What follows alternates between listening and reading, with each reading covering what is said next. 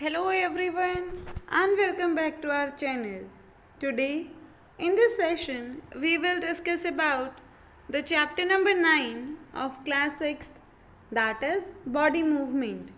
So without wasting any time, let's proceed with our today's session. So before we start with our today's session, let us first revise what we have studied in the earlier one. तो पिछले session के अंदर हमने joints के बारे में पढ़ा था। हमने पढ़ा था कि 3 तरीके के जॉइंट होते हैं। जो सबसे पहला है वो है इमूवेबल जॉइंट, जिसको हम फिक्स्ड जॉइंट भी बोलते हैं, और जो दूसरा है वो है स्लाइटली मूवेबल जॉइंट, और तीसरा है फ्रीली मूवेबल जॉइंट। ये अपने नाम से ही इंडिकेट करते हैं अपने बारे में। फॉर एग्ज़ाम्पल, अगर हम इमूवेबल या फिर फिक्स्ड जॉइंट की बात करें तो फिक्स्ड का मतलब होता है कि कोई ऐसी चीज़ जो कि एक जगह पर ही रहती हो, जो कि हिलती डुलती ना हो। तो ये वो जॉइंट होंगे जो बिल्कुल भी मूवमेंट नहीं करते होंगे। तो ये जो जॉइंट हैं ये किसी भी तरीके का मूवमेंट अलाउ नहीं करते हैं बोन्स के बीच में। इनका जो सबसे बेसिक एग्जाम्पल है वो है हमारा स्कल। हम स्कल के बारे में ऑलरेडी भी पढ़ चुके हैं। स्कल के अंदर जो हमारा क्रेनियम वाला हिस्सा है वो भी आता है, और इसके साथ साथ हमारा जो फेशियल स्ट्रक्चर है बोन्स का वो भी आता है। तो ये जो पूरा पोर्शन है हमारा ये फिक्स्ड होता है। सिर्फ एक चीज़ है जो कि फिक्स्ड नहीं होती है, और वो कौन सी चीज़ है? वो है लोअर जॉ बोन, क्योंकि ये जो जॉ बोन है ये हमें बोलने में और खाना चबाने में मदद करवाती है। तो इस एक बोन को छोड़ के हमारे पूरे फेस और हेड पे कोई ऐसी हड्डी नहीं है जो कि मूव कर सकती हो। और ये जो हमारी स्कल वाली बोन्स हैं ये आपस में क्या होती हैं? इंटरलॉक्ड होती हैं, यानी कि कंप्लीटली पैक्ड होती हैं। और इनके बीच में एक कार्टिलेज प्रेजेंट होता है जिसको हम फाइब्रस कार्टिलेज भी बोलते हैं। और ये जो फाइब्रस कार्टिलेज है ये किसी भी तरीके का जो मूवमेंट है वो अलाउ नहीं करता है। अब हम पढ़ेंगे दूसरे टाइप के जॉइंट के बारे में, that is slightly movable joint. तो स्लाइट का मतलब होता है थोड़ा सा, मूवेबल का मतलब होता है कि अपनी पोजीशन को चेंज करना। जॉइंट का तो मतलब ही हमें पता है कि जोड़, यानी कि ये एक ऐसा जॉइंट होगा जो कि बिल्कुल थोड़ा बहुत मूवमेंट अलाउ करता होगा। तो ये जो जॉइंट हैं ये बहुत ही कम मूवमेंट अलाउ करती हैं। क्यों? क्योंकि इनके बीच में फ्लेक्सिबल कार्टिलेज मौजूद होता है। इसका मतलब क्या हुआ? इसका मतलब ये हुआ कि जो पहले वाला था उसके पास में कौन सा कार्टिलेज था? उसके पास था फाइब्रस कार्टिलेज, जो कि बिल्कुल भी मूव नहीं कर सकता था। लेकिन जब हम स्लाइटली मूवेबल जॉइंट की बात कर रहे हैं तो यहाँ पे फ्लेक्सिबल कार्टिलेज है। फ्लेक्सिबल का मतलब होता है लचीला। तो ये एक ऐसा कार्टिलेज है जो कि फ्लेक्सिबल है, और इसी फ्लेक्सिबल कार्टिलेज की वजह से क्या होगा कि ये जो जॉइंट हैं इनके अंदर थोड़ा बहुत मूवमेंट हो सकता है। For example, the joint present between adjacent vertebra in the backbone or the spine allow only slight movement. This kind of joint provide more support. अब इन्होंने यही चीज़ एक एग्जाम्पल से भी समझाई है कि जो स्लाइटली मूवेबल जॉइंट है उसका जो एग्जाम्पल है वो क्या है? हमारी बैकबोन। हम बैकबोन के बारे में पढ़ चुके हैं। बैकबोन में कितनी हड्डियाँ होती हैं?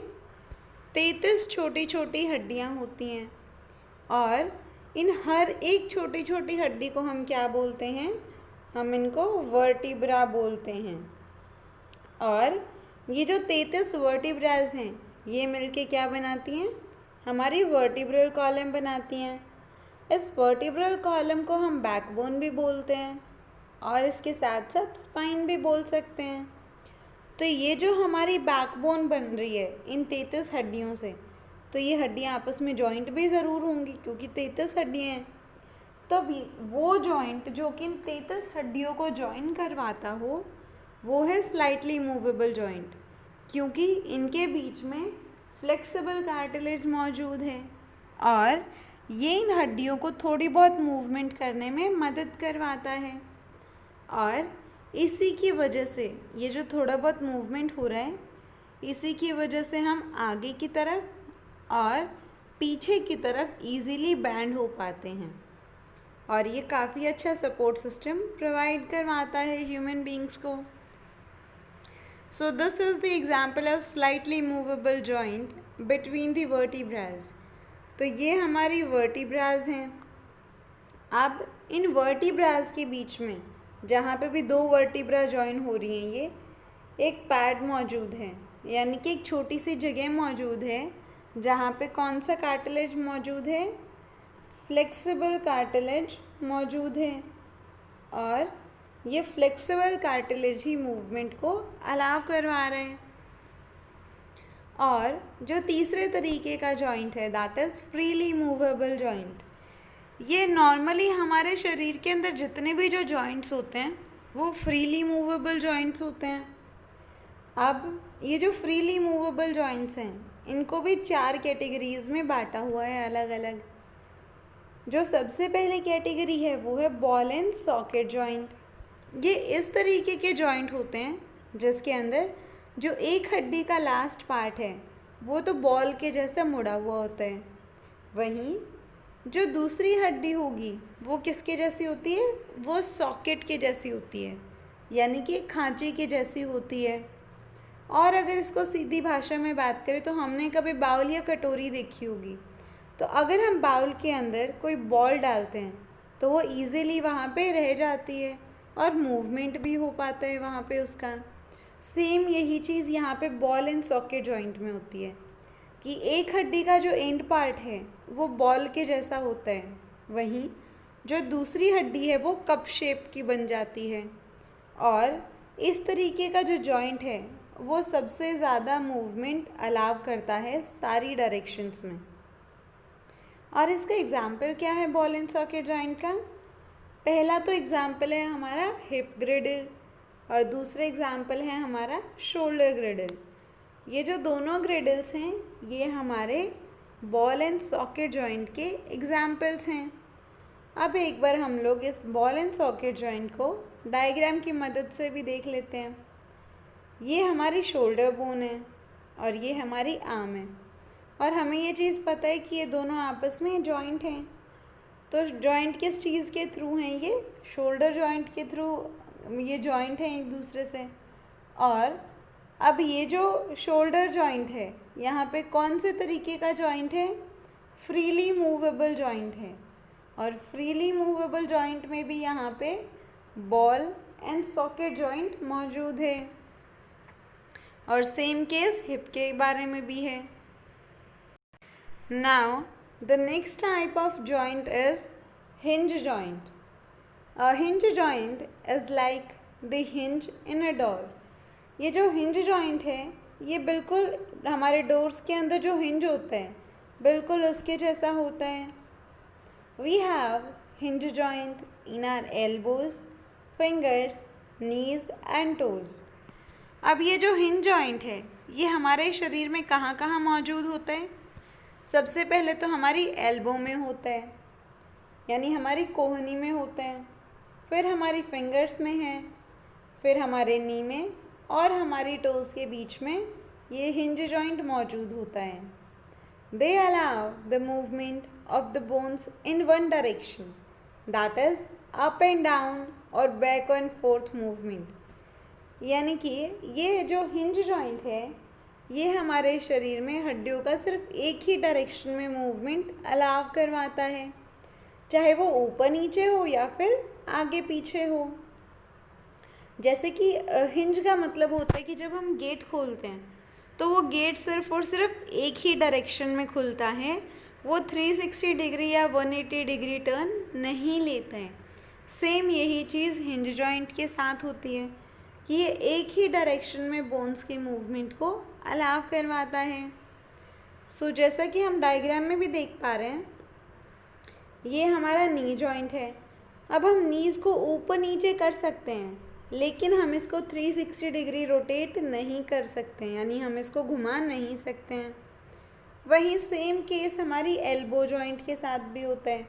हम भी एल्बोज़ को ऊपर नीचे कर सकते हैं, लेकिन इसको और ज़्यादा किसी और डायरेक्शन में टर्न नहीं कर सकते हैं।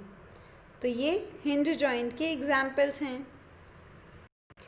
And now the next type of joint is the pivot joint, the joint where our neck joints our head is a pivot joint, यानी कि वो जॉइंट या फिर वो जोड़ जहाँ पे हमारी जो नेक है, यानी हमारी गर्दन हमारे सिर के साथ यानी हमारे हेड के साथ जुड़ती है, ये एक पाइवॉट जॉइंट है।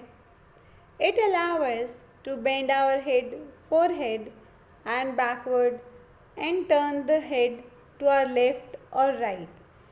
अब ये जो पाइवॉट जॉइंट है ये हमारे नेक और हमारे हेड को जोड़ता है, और इसके अलावा ये मूवमेंट भी अलाउ करता है हमारे हेड का, यानी हम नीचे की तरफ भी सिर कर सकते हैं, पीछे की तरफ भी कर सकते हैं और इसको लेफ़्ट और राइट डायरेक्शन में भी घुमा सकते हैं।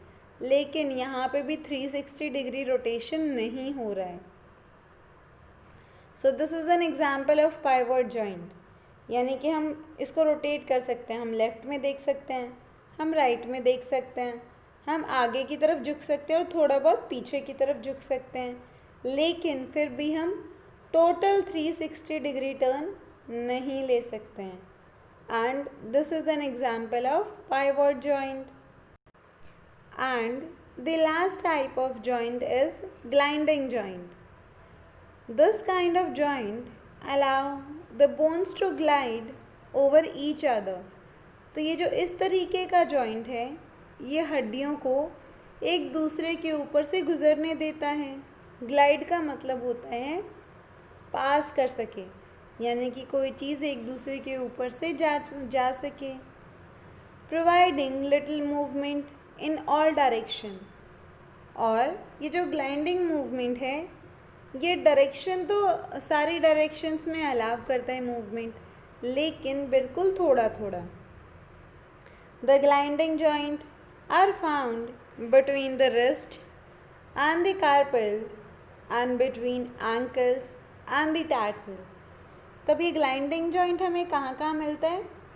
सबसे पहले तो हमारी जो रिस्ट है यानी हमारी जो कलाई है वहाँ पे, और हमारे जो कार्पल्स हैं वहाँ पे ये ग्लाइडिंग जॉइंट देखने को मिलता है। इनके अलावा यानी कि रिस्ट और कार्पल के अलावा ये हमें हमारे एंकल और टार्सल्स के बीच में भी देखने को मिल सकता है। अब हम यही चीज़ एग्जाम्पल से देखते हैं। हमारा जो एंकल जॉइंट है वो क्या है? वो हमारा ग्लाइडिंग जॉइंट है। अब ये हमारा एंकल पोर्शन है और ये हमारे टार्सल्स हैं। अब यहाँ से जो एंकल जॉइंट है वो थोड़ा बहुत मूवमेंट अलाउ करवाता है सारी डायरेक्शंस में, लेकिन सिर्फ एक लिटिल अमाउंट के लिए ही, ये बहुत ज़्यादा मूवमेंट को अलाउ नहीं करता है। तो अब हमने सारे जॉइंट्स के बारे में बात कर ली। अब हम कुछ मल्टीपल चॉइस क्वेश्चंस को यहाँ अटेम्प्ट करने की कोशिश करेंगे। The very first question is the only movable bone in our skull is, यानी कि हमारे स्कल के अंदर सबसे जो ज़्यादा मूवेबल बोन है वो कौन सी है? एक ही मूवेबल बोन है वैसे यहाँ पे, और वो है हमारी lower jaw. That's why option number B is the correct answer. The second question is a total number of vertebra in the backbone is, यानी कि हमारी बैकबोन कितनी वर्टिब्रा से मिलके बनी है? The correct answer is answer number C, that is 33, क्योंकि हमारी जो बैकबोन है वो 33 छोटी छोटी हड्डियों से मिलके बनी है। The joint that allow the maximum movement in all the direction is, यानी कि वो जॉइंट जो कि हर एक डायरेक्शन में मूवमेंट को अलाउ करता है, वो कौन से टाइप का जॉइंट होता है? The correct answer is answer number D, that is ball and socket joint. Question number 4 is which of the following joint allow bones to glide over each other, providing little movement in all the directions. यानी कि कौन सा ऐसा joint है जो कि हड्डियों को एक दूसरे के ऊपर से ग्लाइड होने देता है और इसके साथ साथ थोड़ा बहुत मूवमेंट अलाउ करता है सारी डायरेक्शंस में. The correct answer is answer number C, that is hinge joint. हमने इसके बारे में जस्ट अभी अभी पढ़ा है. Which of the following has the ball and socket joint? The correct answer is answer number C, that is both A and B, because हमारे shoulder के अंदर भी बॉल एंड सॉकेट जॉइंट होता है और इसके साथ साथ हमारे जो हिप्स हैं यहाँ पे भी बॉल एंड सॉकेट जॉइंट होता है. Therefore, the correct answer is option number C, that says कि both A and B have the ball and socket joint.